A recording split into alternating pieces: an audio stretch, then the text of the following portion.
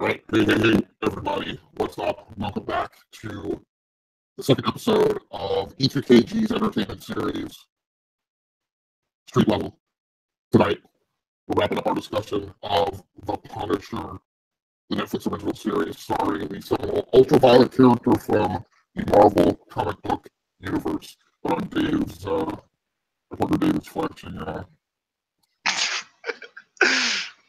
flashing his Punisher trade paperback novel up on the screen. So if you're wondering why I sound funny, it's because I'm working around with my Southwest or Omni Surround voice effect transcoder, and currently I have the Marine accent on, which I thought was most appropriate for tonight since I chose to wear the green with the camo thing. And we're talking about the Punisher, who was a former Spec Ops Marine.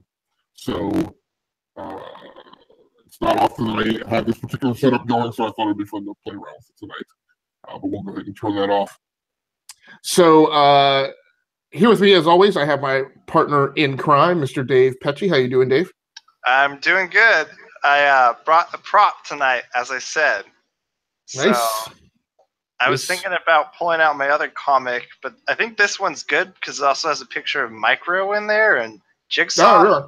So I got the best prop, man. I don't know what to say.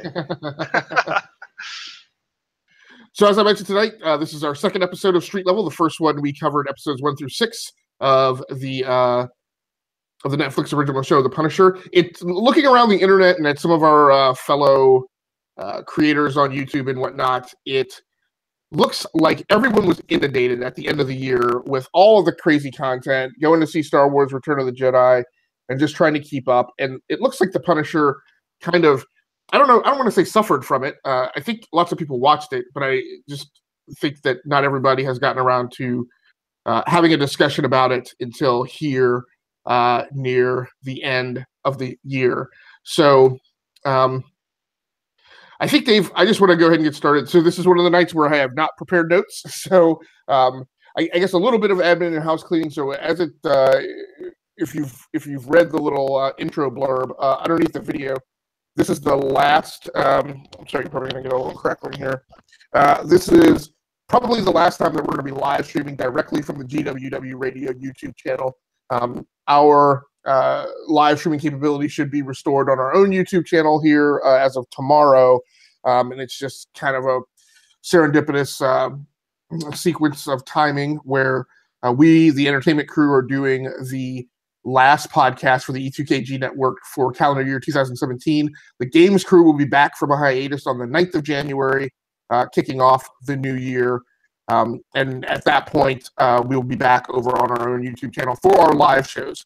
And then the podcast episodes will be edited, and then the edited versions will be posted over with our parent podcast affiliate, the GWW. So that's just a little bit of house cleaning.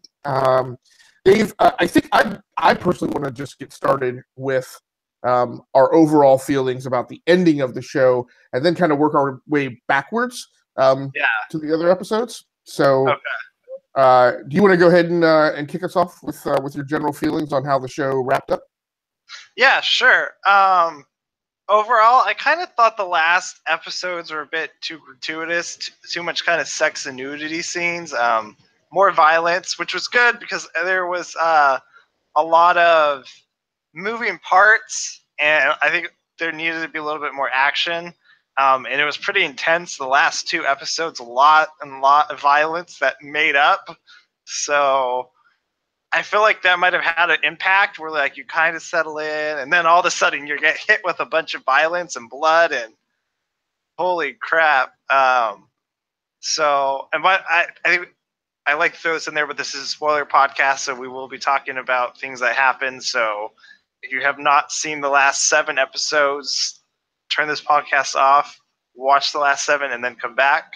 I liked how it ended. I think that they're setting it up so season 2 is not going to have Billy Russo Jigsaw in it, which is really good. I really like having that break from a villain and seeing something new. They did that with Daredevil, where Wilson Fisk was out. And I can't really think of any other examples because I think that's the only Netflix season with 2 seasons so far. Crazy. Um, I don't know what they're going to do with David Lieberman. I really loved that. I liked his ending, where he was I liked Madani's ending. I feel like they could end her right where she's at, and not bring her back. It would be a twist, though, if she came back and she found out she was pregnant because she had sex a couple times with Billy Russo and things can happen. But maybe not, because I really Billy Russo really disgusted me the more and more we got to see of him close to even more than Agent Orange. Like, Billy just turned out to be this kind of selfish, feel bad for me because I had a druggy mom.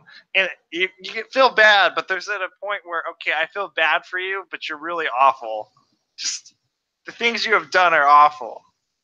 I felt for Lewis, and I felt that his subplot was important because the season ends with Punisher kind of sharing his vet story, and I feel that his kind, like, the original Punisher is about the war against drugs, which was more prevalent in the 80s, and right now we're kind of in this world where we're talking about war and Trump and North Korea and China and Iran, and so I feel like that's a bit more relevant to talk about veterans coming out, and kind of Punisher's new mantle is kind of the war against kind of corrupt politicians in the government right now and standing up for unacknowledged soldiers. So I appreciated that aspect to it. And I don't think that it was overly political one way for an agenda. I don't think Punisher is like a pro-gun, propaganda at all or anything like that, or anti-gun. Let's talk about that for a minute, because one of the things so I wound up feeling better about the first half of the season than the second. Oh no! Yeah. So, I felt the second half of the season started, and it's a hard thing to say because it's a serious series, right? It's not. Yeah. There's a little lighthearted here, but I guess most of your lighthearted humor stuff is definitely in that first half, and then I felt like the second half of it. It's not the right articulation, but it's the only thing I can reach for right now. Is I felt like the second half started to take itself too seriously. Because all of the really witty banter and the kind of it was gone. It was. It's right, so right. Yeah, and you mentioned the gun thing, right? And it was interesting for me, and maybe it's just I just didn't think about it as much. But the first half of the season, I was kind of fine with everything. The second half of the season, I started really questioning about why does Disney and Marvel Studios choose now to drop this type of show, right? 2017. I will say subjectively, I won't say statistically because I haven't looked at the statistics. But it's all foremost in our minds that some set of people have become emboldened by recent political events to take violent actions, while many others are simply taking violent actions because it's the time that they choose to take violent actions. I'm not going to lay all that at the feet of the current administration or how the 2016 election turned out. But it was a fairly violent year last year, particularly with regards to public shootings and terrorist events and gun violence. Now, I don't care. So let me first of all say to me, when there's violence and terrorism and public murders and massacres, it doesn't really matter to me whether it's by gun or by vehicle. It is a problem. Let me also say I am a gun owner, and my guns are maintained in a ready state. They are not trophy devices that sit in a safe the whole time. I firmly believe in my right to own guns to protect my own home. I don't necessarily agree with everything that's done to regulate gun ownership in this country, and I definitely don't align with the notion of, oh my God, if you slap 2 regulations on it, then you've completely summarily removed all of our rights to gun ownership. I think that's a ludicrous premise. So, but in the area of that political discussion, I have things that I am for and I have things that I am against. The topic of gun control and gun violence in this country, it seems like it's not well served by something like The Punisher dropping on Netflix. And at the end of the day, when you roll this back, this is Marvel, and then when you roll it back further, it's ABC, and then when you roll it back further, it's Disney. It's largely questionable content, unless the point is to provoke having those discussions. And I don't know whether or not the intent, if there was any intent there, was to provoke them for as a proponent of gun rights, or as a or as an argument against gun rights. So all of those things really burbled to me much more so in the second part of the season than they did in the first. I think just because there were just physically more guns in the second half of the season, and that theme, it seemed like it came to the surface more. It just felt like the first half of the season is more about just Frank and the effed up stuff that he experienced in Afghanistan and then was done to him. But the second half of the season seemed like it started to bring out much more. Like you mentioned, it feels like the second half of the season was much more violent, much more gratuitous, and much less about Frank Castle's like getting even, right? Like, yeah.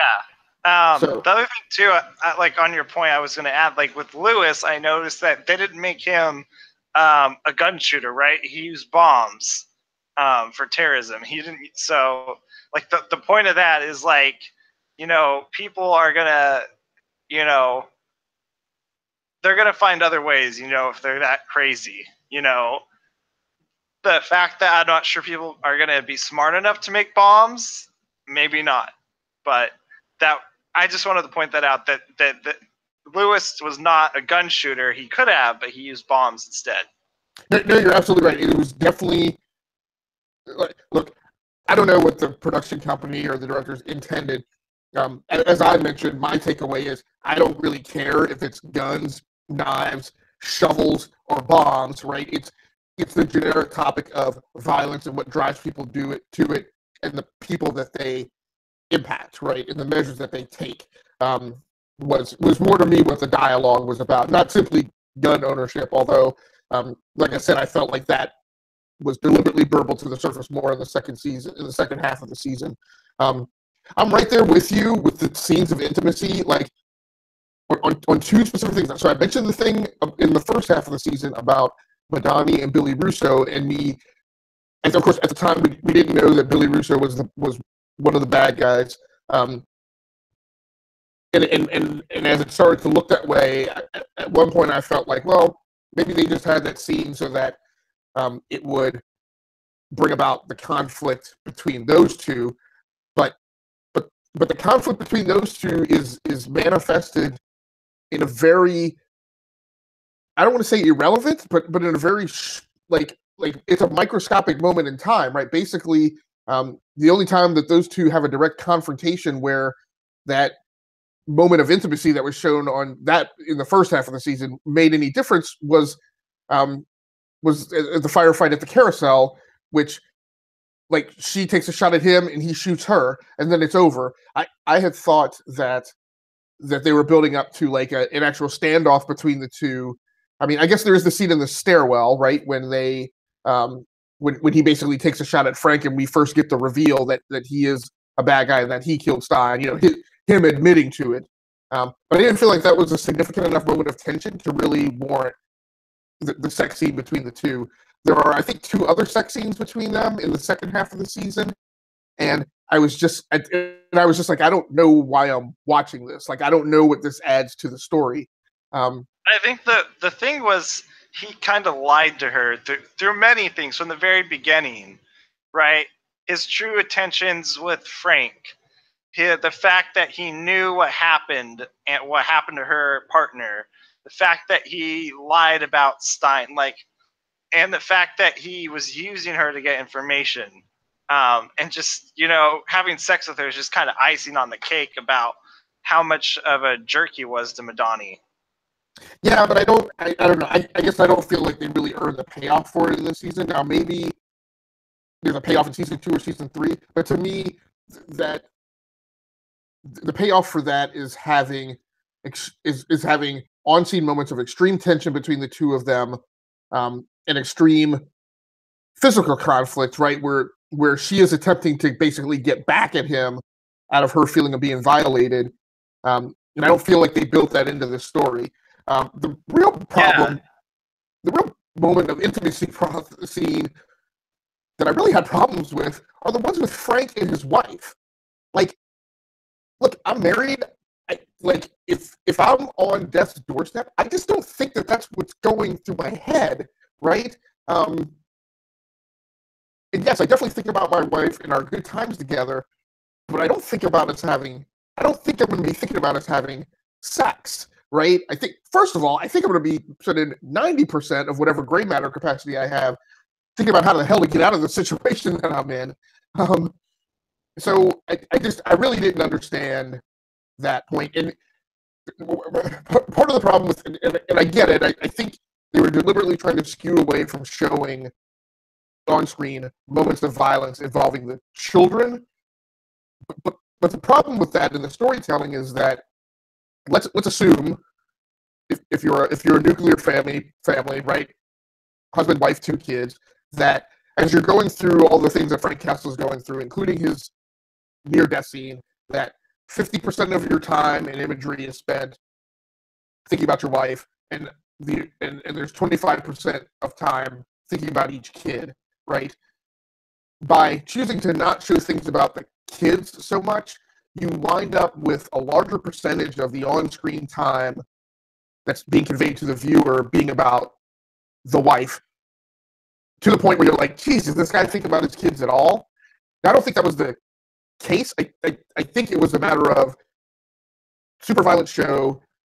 It's Disney. They don't want to show a bunch of violent stuff about the kids. So you never see the kids getting shot. You never see, the closest you get to it is you see, which is really, again, effed up. Like, so apparently, I guess the way it went down is they came into the house, they shot the wife in the house in the master bedroom, and then I guess they took them all somewhere and took them to that park with the carousels and killed one of the kids there because you get the blood splattering. I didn't understand. I think that they were at a park and that it was a big shootout and that they got other people in the shootout too. I don't think there was a home invasion. I mean, at least that's what I took away from it. No, I definitely think there was a home invasion because the whole show, they show the wife getting shot in the head in the master bedroom. So my takeaway from it is that that's the way she got killed. But then, to me, what they seemed to show in the second half of the season, I felt like, is they showed that, I guess, then they transported Frank and the 2 kids to the park, and then killed one of the kids there, which again, I don't really understand.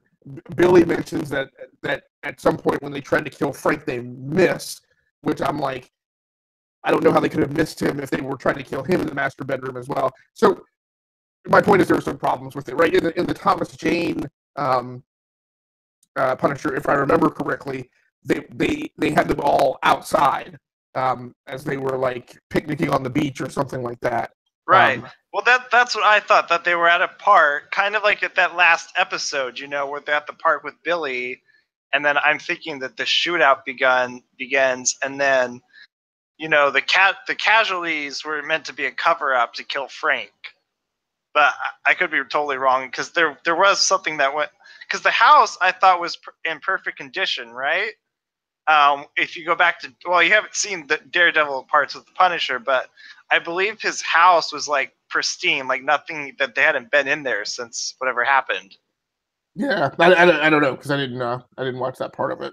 But my thing is, I'm right there with you with the intimacy scenes. I felt like they were just kind of weird And I get maybe that you want to do a little existentialism in some of those scenes, but that seemed to carry it too far.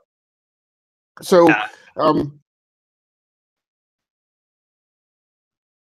so again, a couple other things that I had problems with in the second half is, and I thought when we started this journey we weren't going to have this, right? But because he's already the Punisher, right? This isn't an origin story. We've talked frequently on this show and others. Are you leading up to he brings back the skull? Is how long it takes him, right? So if everybody who's ever watched me on a podcast and all my friends on the E2KG network know that typically when they do an origin story, at some point I am screaming at the television set, put on the damn suit, right? Put on the forking suit, right?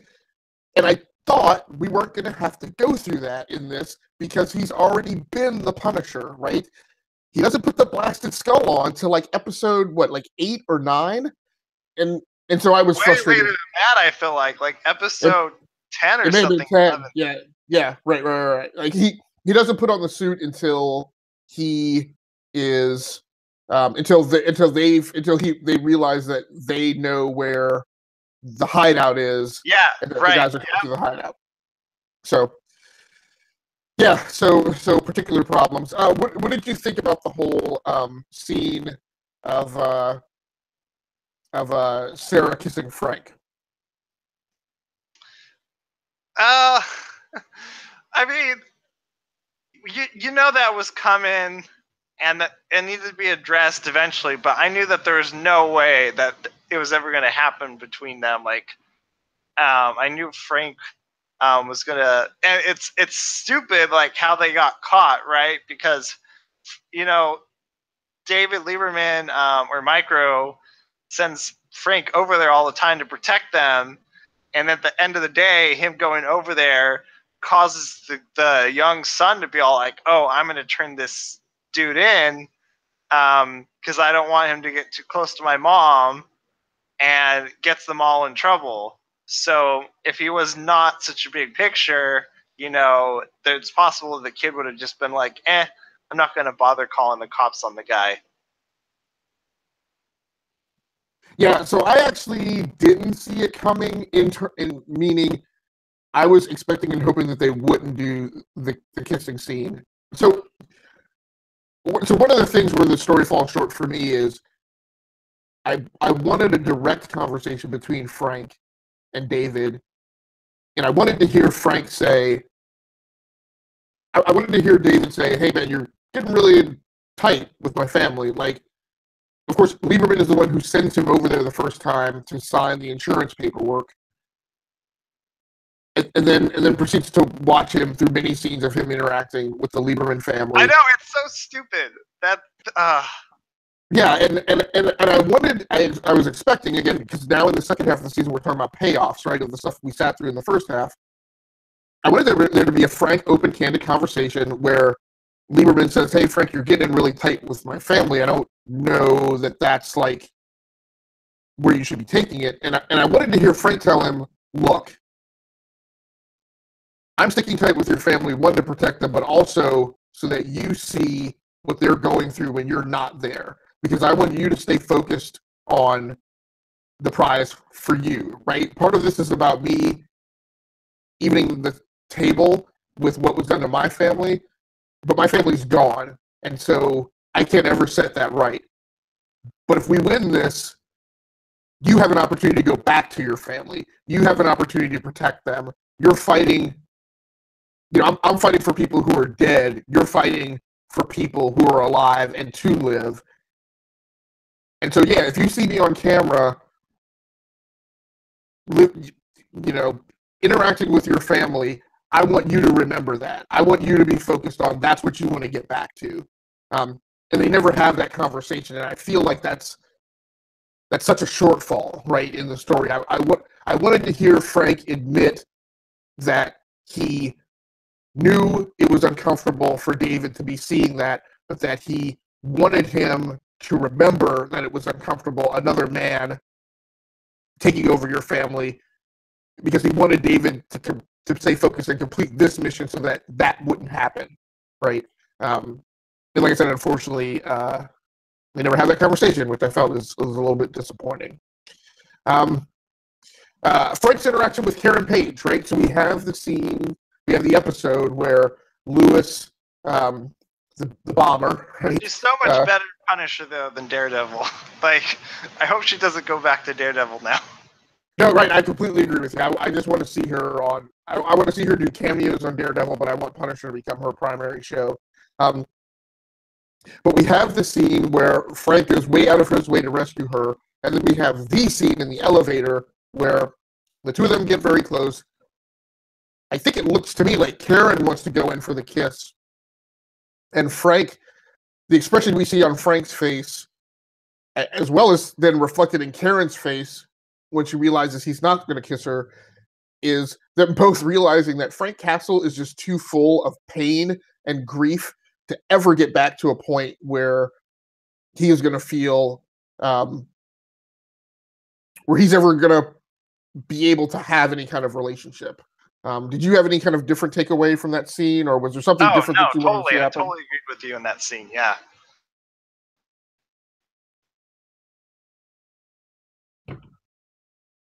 All right, so this is one point where I want to skip right to the end. Best scene I felt of all, although I wasn't supremely happy with the final closing episodes, I was extremely pumped to see that the end resolution was that he was basically going to turn Billy Russo into Jigsaw. That, again, I'm not a super huge fan of the Punisher in the comics, but I do recognize a little bit of the mythology, and I thought that was so awesome to see him do that. Were you expecting it to go any differently? Were you surprised by that? Did you applaud that move? Because I know... No, it was good, and it was pretty brutal, too. Like, holy damn. Like, it's kind of like, almost like I feel like, I wish that it ended where he thought that he killed Billy, and then he gets away somehow. Because it's like, how stupid are you to let the guy, like, live? You know, like, it just makes me wonder, how are they going to deal with him coming back, you know? Because he's going to want to kill Madani, and he's going to want to kill Frank again, and he's want to kill Lieberman and his family. So it's like, they're going to have to deal with that somehow. And then I'm wondering, are they going to finally bring Jigsaw into the Magia? Is he going to become this crime lord that he is in the comics? And I feel like showing my Jigsaw picture. Yeah, so here's a good picture of Jigsaw, and I believe this other guy is Hammerhead, but Jigsaw is the one. Let's see. It's not. Let's see. There we go. Let's see. Yeah, it's having a little problem focusing, but hold on, let me get you back on the screen. Yeah, so that I don't know that that's the most brutal representation of him. I think the Ray Stevenson Punisher had a more kind of cartoony and extreme take on Jigsaw's appearance in the third Punisher movie. Yeah. And in this comic, it's kind of, he doesn't really have staples like holding his face together. It's just kind of like they're all scars that came together and all nasty. While we're on the topic, I want to show you what Micro looks like in the comics because he's a bit different. This can come through. That dude right there is Micro. Yeah, balding with the glasses. Yeah. Right. So the other thing I didn't like about the second half of the season was, again, that relationship between Micro and Frank didn't seem as tight. Although they really pulled it together in I can't remember if it was episode 12 or 13. I guess 12, where Micro finally kind of unbuckles from his pact that he made with Frank and leads the DHS to the hideout. They chase Billy Russo off. Of course, Agent Orange is dead by that time. But they have the scene where where they're trying to administer some type of medical aid to Frank, and he's non-responsive at first, and Micro screams, oh my God, my friend is dying, and I thought that was like one of the most, that was one of the most emotional scenes. I think the most emotional scene for me was, go on. Yeah, sorry. No, I was going to say what was powerful for me was this. It was really the scene where David Lieberman talks to Madani about Frank's, this guy's already been beating himself up, and I think Madani, unspokenly finally forgives him, and it's even more so at the very end where he gets a clean slate from the head of the CIA, and it's because of Madani's word, and it's like, wow, like and then the other thing, that was like powerful. I mean, that was the most powerful. The scene where David Lieberman talks to Madani about Frank's true intention, that he's sorry and repentant of what happened, but then also the scene where she forgives him. But the other funny scene is when Madani says to Frank, I better not see you around again. And then Frank walks out and he's like, I'll see you around, Madani. Right. And then sure enough, like, what is it, the next episode, they see each other again to take out Billy one more time? Oh, that was...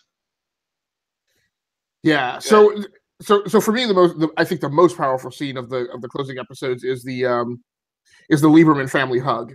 So when he comes into the I think it's when he comes into the protected custody hotel room, or maybe it's at the DHS headquarters. I can't remember which, but where the wife hugs him, and then it's at the DHS headquarters in the conference room where he walks in, and the wife comes up and starts hitting him. Leo, the older daughter, tells her mom to stop. Lieberman eventually grabs his wife and hugs her, and she just starts sobbing. I'm actually having a hard time describing it without choking up myself. And then Leo comes up out of the seat and goes and hugs the both of them. And then Zach, the son, comes up, and it's a four-way group hug. That I kind of like lost it at that point in the show. So I guess overall, probably my biggest problem wrestling the second half of the season to ground was, as I mentioned when this started, right? The Punisher. So the reason I never liked the Punisher in the comics was because he just felt like this ultra-violent, gun-toting.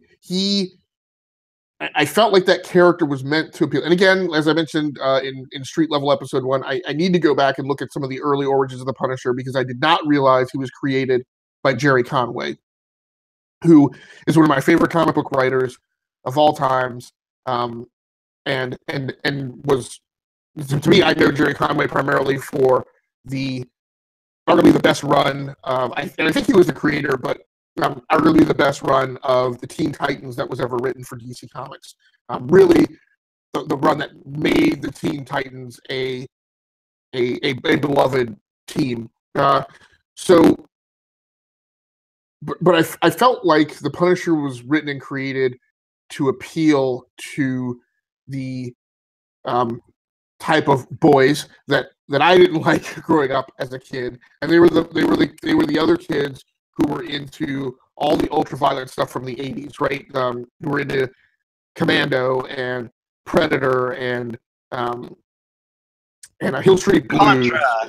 Contra. Yeah. So, and again, some of those pieces of content I appreciated. Like I love Predator and Predator 2, but the discussion that those kids had was about all the blood and the gore, and I was like, I'm not interested in that. They were the kids who were in love with Rambo, right? And they were also ultra patriots and a lot of other things, and racist. So that was probably part of it. But I never glommed onto stuff that was just ultra violent and gratuitous just for the sake of the violence and the blood and the gore. I've never been into that, and so I never liked the Punisher. And when other when other kids who I did like would say, well, why don't you read The Punisher? I'm like, because it's just a bunch of blood and gore. Like, I don't know that there's actually a story there that I'm interested in. So that's reason one.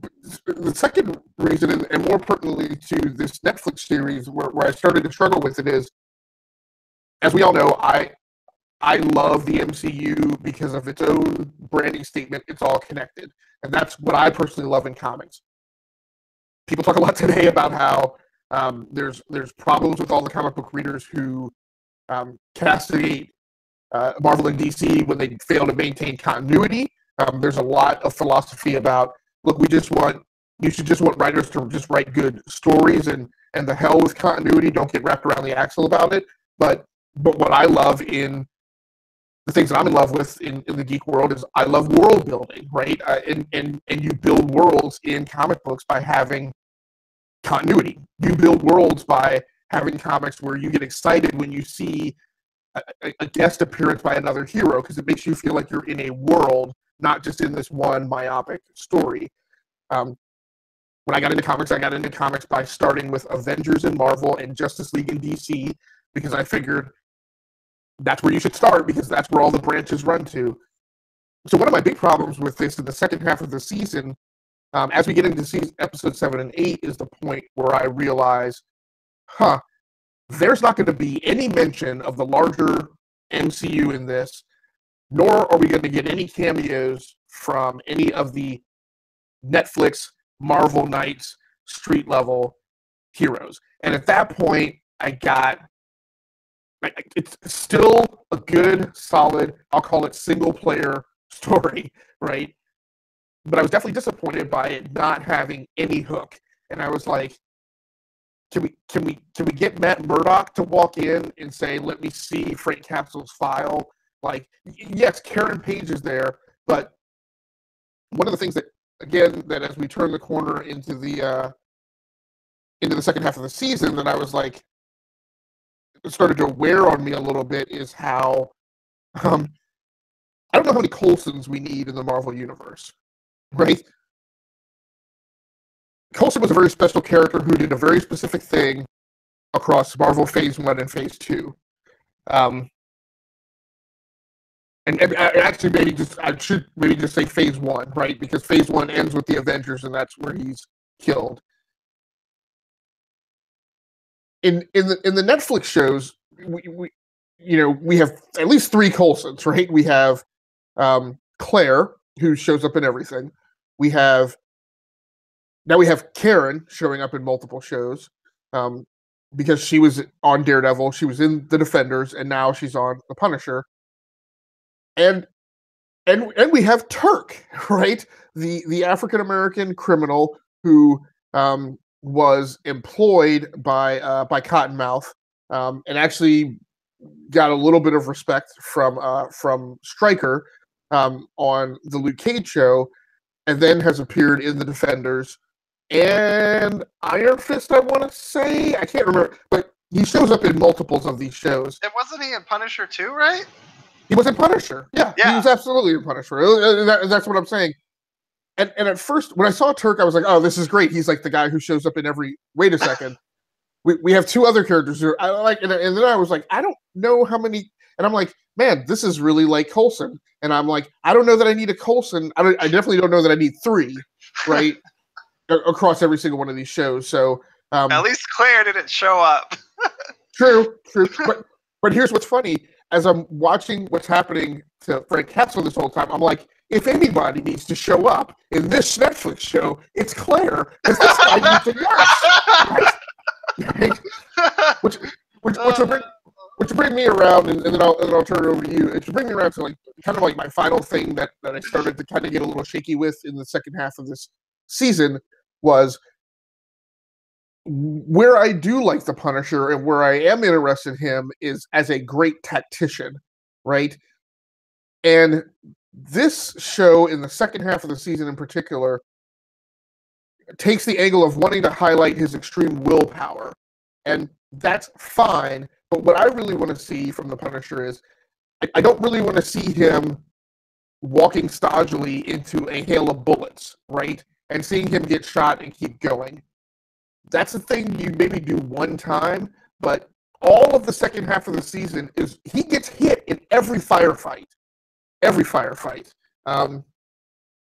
So so we have a viewer. I won't say his whole name. I'll just say Sloppy. It says mentioning that the best part of the Punisher is his yell, and I'll just say that is a good one.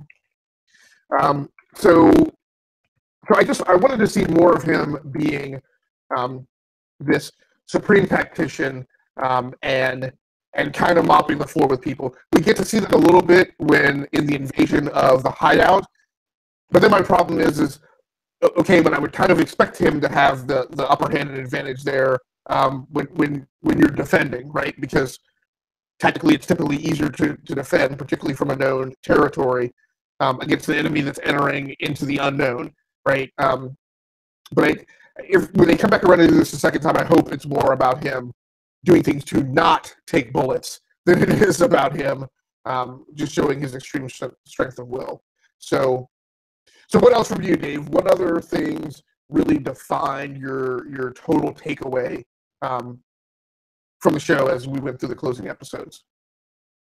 I'm with you. I like the first half of the season better. I mean, the highlights there were some really good scenes like you and I both talked about, the hugging scene, the Lieberman family coming back together, Madani's, redemption, or not her personal, but kind of her, I don't know if redemption's the right word, but her kind of justice, getting justice that she got. And I did enjoy the Lewis subplot and Jigsaw, but there was a lot of in-between scenes that I thought were kind of like, the whole interaction with the whole CIA lady was kind of like kind of stupid to me. It's like, why isn't this lady just like, say, I'm done with you, and then Agent Orange just goes behind her back? Like, I don't know if we need to drag another, a couple other dirty politicians in there. Okay, like the senator, right? The guy runs away and he pushes Karen into Lewis's. Like, I was like, what a fucking coward! Like that douche. It's like, and it's sad. Like, Karen's like, she's like, have you ever been in a situation where you need to carry a gun? Well, I have, and like Karen says it like it is, and I really like that.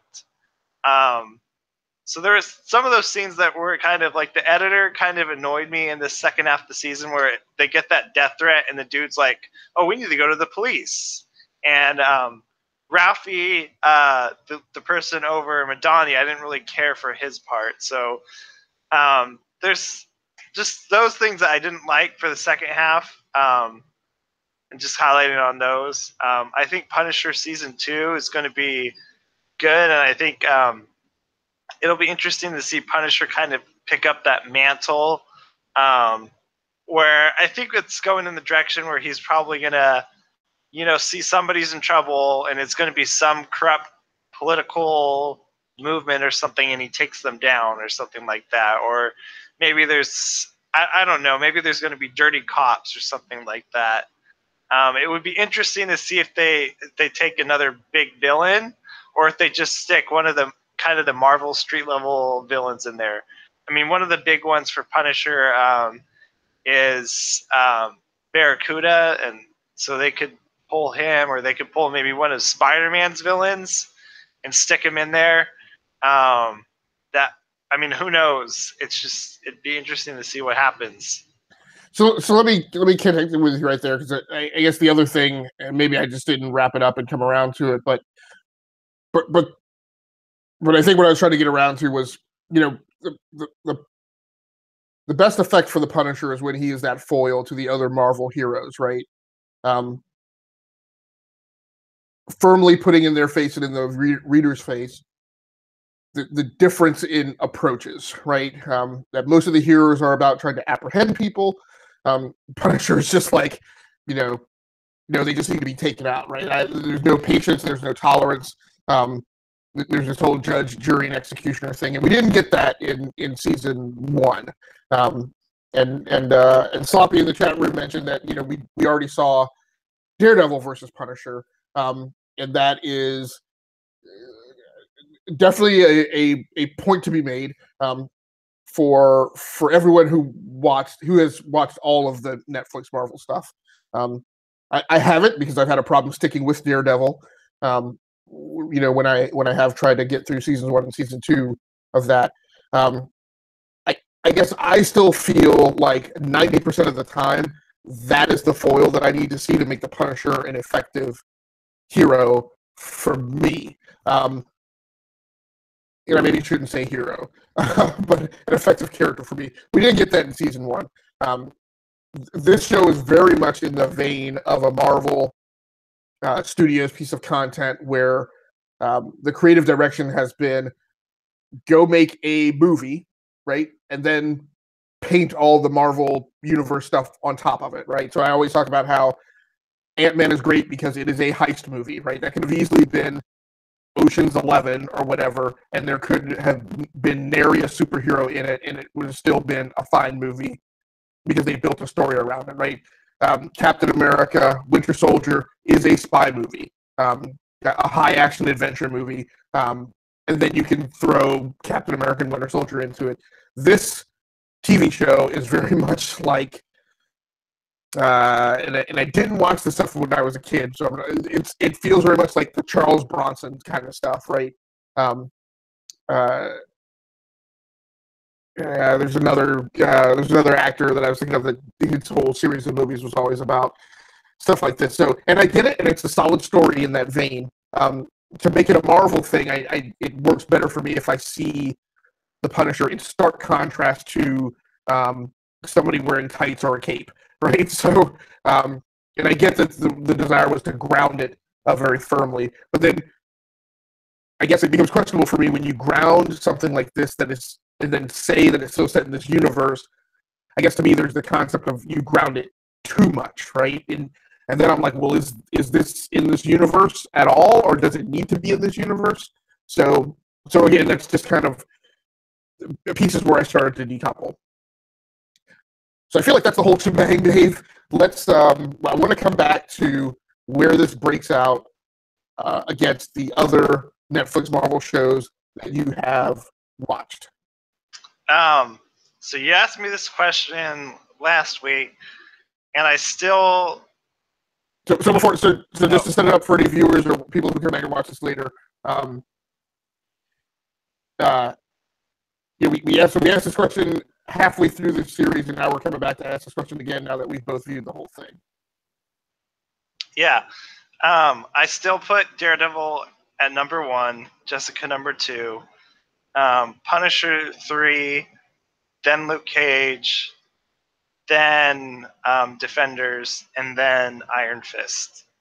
And Iron Fist just to me falls short because the main enemy was the Hand, and I just feel like we had enough of the Hand being a main enemy in Daredevil season 2 with the introduction of the Punisher. And it just there wasn't enough action either in Iron Fist. And I felt the same with Defenders. It was too much of a talking head show and not enough action. And Luke Cage was really good. But between the two, maybe because I'm more familiar with the Punisher stuck with me more. And Jessica Jones was just, I thought it was just kind of one of those, I haven't seen a lot of stuff that they did in there, and the actor just had a lot of humor that I caught on to, and Daredevil was just kind of a lot of action, and I don't know, just kind of the first one, and also the villains were just great, and so that's my rating for so far, and kind of my short explanations where all of them are.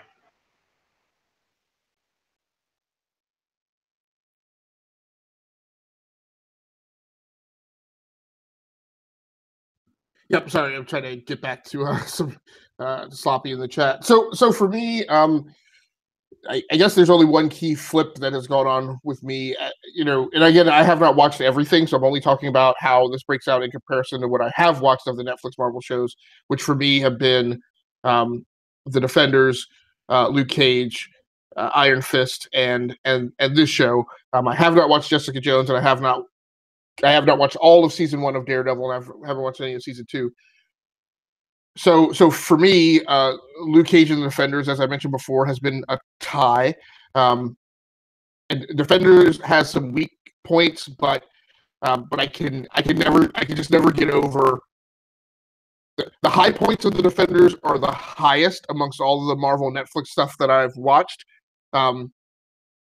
because I just can't get over the little schoolboy giggle factor that I get when you get Jessica Jones, Daredevil, Power Man, and Iron Fist all on screen at the same time in a big fight, right? Or even the throwdown between Iron Fist and Luke Cage, right? Because that's just a classic comic book matchup that you're always like, what if these two partners who work together ever got angry and actually had a fight, right? So you just get some very classic comic booky moments in the Defenders that you can't get in the other shows because you don't have all those characters on screen. So those two amongst the 4 that I've watched still break out as a tie at the top for me. And originally, I think after Street Level episode 1, I said that Punisher was coming in ahead of Iron Fist for me. Again, it starts to break down as a comic book show for me in the second half of the Punisher. The Iron Fist also doesn't end well for me. It was just a very, like, the whole thing of, like, something has gone wrong at the entrance to Kunlun, but the show just ends and we don't really know. Like, after watching the Defenders, I still don't know necessarily what the problem was with Kunlun. I just know people have disappeared, right? And I don't know whether the intention is to come back and wrap that up in Iron Fist or the next Defenders. And my real problem is I guess architecturally, I feel like we should have put the Kunlun thing in a box and then been ready to move on in season 2 and made that about, okay,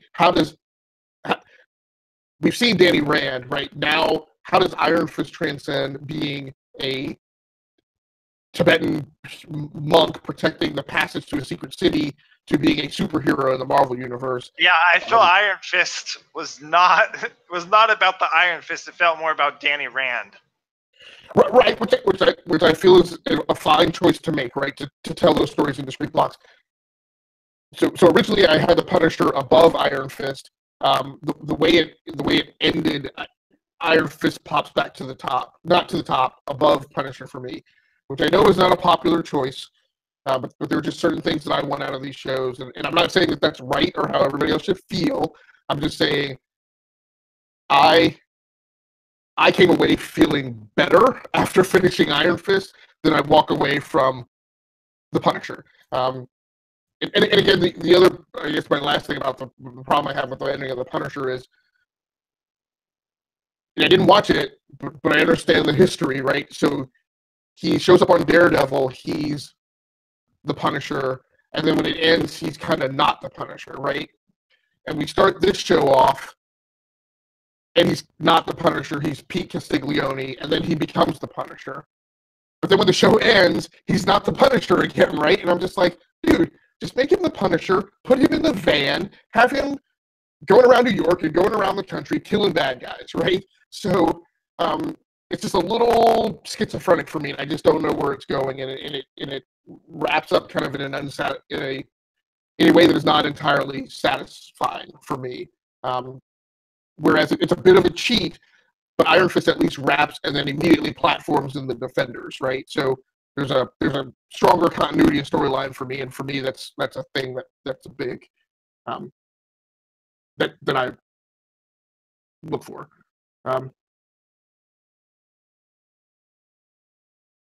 So I just want to get back to mention some of the things Sloppy's mentioned. So he's looking forward to a potential Spawn reboot. So I would agree with him there.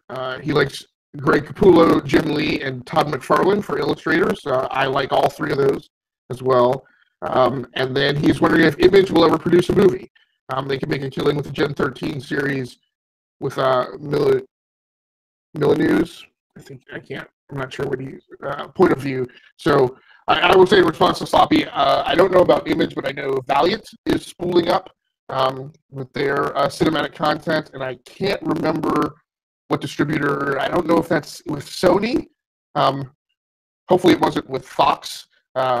Just in terms of, it would be fine for it to go to Disney, but all that stuff that was with Fox that was in production or pre-production is just seems to be very questionable about whether or not it's exactly it's going to go with Disney. And the big problem is that all that stuff seems to have been put on pause until they complete the merger and figure some of those things out. So I'm hoping the Valiant stuff wasn't with Fox. I can't remember exactly which distributor it's with, because there's a good chance that a lot of those things will go into purgatory and have to wait like a year delay before they continue forward.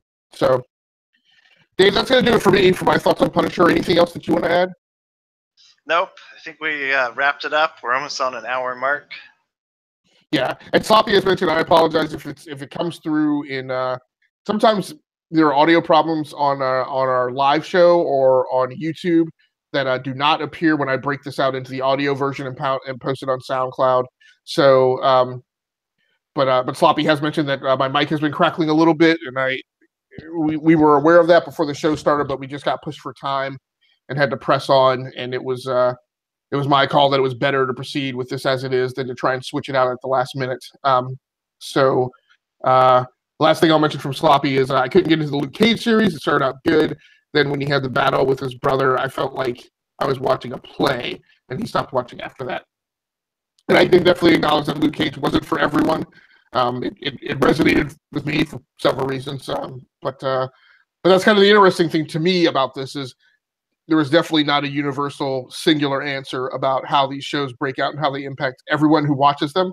A lot of them have different elements for different types of viewers, and that's to me the thing that makes the Netflix stuff interesting. So thanks for everybody who joins in or happens to swing back by and look at the archive version of this, either on the GWW Radio Network on YouTube or over on the E2KG Network channel. Once again, we'll be going back to doing our live shows on our own channel starting in 2018, and then we will be posting the edited versions on the GWW. We welcome you to view them, consume them, comment on them, join in the chat like Sloppy did, and inject your own thoughts and assessment of the things that we're discussing, and help us out in guiding the discussion towards something that is interesting.